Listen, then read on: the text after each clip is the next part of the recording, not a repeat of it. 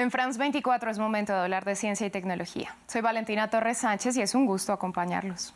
En esta ocasión vamos a iniciar en San José, la capital costarricense, donde tuvo lugar el RightsCon, el congreso más grande del mundo sobre derechos humanos en la era digital, con la participación de unos 175 países. Uno de los temas clave de discusión fue el intercambio de datos biométricos de migrantes y otras personas en movimiento entre Estados Unidos y naciones centroamericanas. La reglamentación en torno a la recolección y manejo de dichos datos es poco transparente y organizaciones alertan que existen riesgos de privacidad para los migrantes porque con esta vigilancia hay temor sobre un posible perfilamiento racial que puede llegar a impactar en las decisiones de las autoridades migratorias.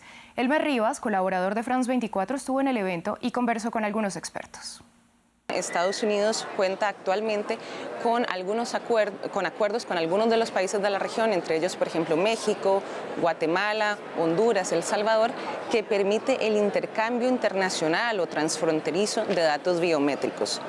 Estos datos, cuando mezclamos el lenguaje, digamos, de estos acuerdos con las tecnologías que están en terreno, incluido lo que ahora se tiende a llamar como fronteras inteligentes, se logra hacer un seguimiento bastante preciso de las personas migrantes a través de estos datos que son únicos de cada persona.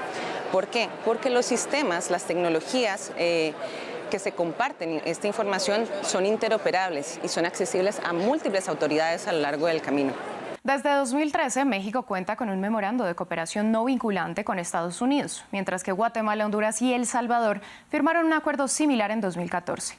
Todos esos pactos están enmarcados dentro del objetivo de mejorar la seguridad nacional de los países, pero según las organizaciones, estos acuerdos han abierto la puerta a la criminalización, la discriminación y la vigilancia de una población que muchas veces está en situación vulnerable. ¿Cómo puede verse impactada una persona migrante a partir de la recolección de sus datos biométricos y otros datos personales? Puede, por ejemplo, se le puede negar la entrada a un país, puede ser deportada, puede ser separada de su familia, así que finalmente realmente se está afectando de manera arbitraria en algunas ocasiones el destino migratorio de esta persona y las posibilidades de llegar a tener una mejor vida. Cabe aclarar que no se trata solo de una preocupación en la región. De hecho, es uno de los temas clave de discusión dentro de la Unión Europea con su proyecto de ley o ley preliminar sobre la regulación de la inteligencia artificial. El 14 de junio, el Parlamento Europeo se opuso a la utilización de sistemas de identificación biométrica en tiempo real en espacios públicos, pero abrieron la puerta a poder utilizarlos con autorización judicial para perseguir delitos graves. Según Amnistía Internacional, es preocupante que el Parlamento Europeo no haya respetado los derechos humanos cuando los sistemas de inteligencia artificial afectan a las personas migrantes, refugiadas y solicitantes de asilo. El Parlamento no prohibió los sistemas discriminatorios de elaboración de perfiles y evaluación de riesgos, ni los sistemas de previsión utilizados para restringir, prohibir y evitar los movimientos fronterizos. La Comisión y el Consejo Europeos ya discuten el que será el texto definitivo sobre la ley de inteligencia artificial. Y justamente continuamos hablando de esta tecnología y vamos a Madrid. El español es la segunda lengua más hablada del planeta. Sin embargo, los avances tecnológicos tienen un importante sesgo lingüístico hacia el inglés, pues porque la mayoría de información en la que se basan o de la que se nutren está redactada en ese idioma.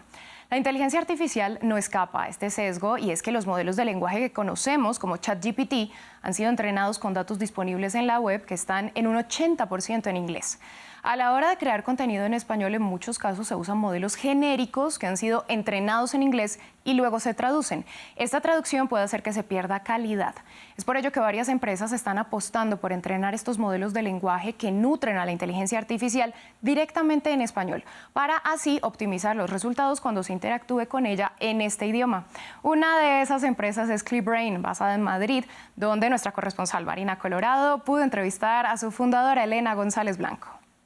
Aquí hay un punto que no solamente es lingüístico, sino de la tradición cultural que lleva asociado el lenguaje, que es la parte más bonita de todo esto. Si tú entrenas un modelo con tu literatura, con tu historia, con tus costumbres y con tus formas de interpretar cierto tipo de palabras en un contexto, pues al final te das cuenta de que el carácter español, en la forma de cómo emplea una ironía o cómo cierta frase puede ser percibida con un sentido distinto dependiendo de cómo sea el contexto conversacional, pues es muy diferente y no se puede traducir. Este entrenamiento tiene que incluir la multitud de variantes del español que existen, desde el español de México al de Chile, pasando por el de España.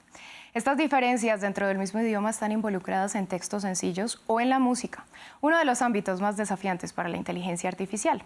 González Blanco, doctora en filología, se interesó por este aspecto y lideró el desarrollo de Lyrics, el primer recomendador de música en castellano basado en el significado de las letras y en la melodía, que utiliza inteligencia artificial para incluir canciones en listas de reproducción.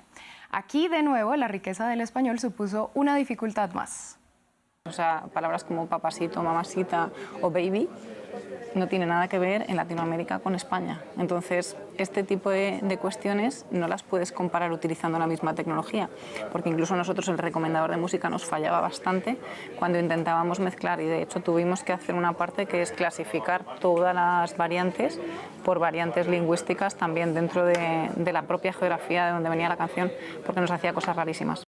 Según la experta, lo que hace falta es más entrenamiento de la inteligencia artificial en las distintas variantes del español y más interacción con un público hispanohablante que introduzca sus localismos para que no siempre esté expuesta a un español estandarizado. Así llegamos al final de este espacio. A ustedes, gracias por su sintonía.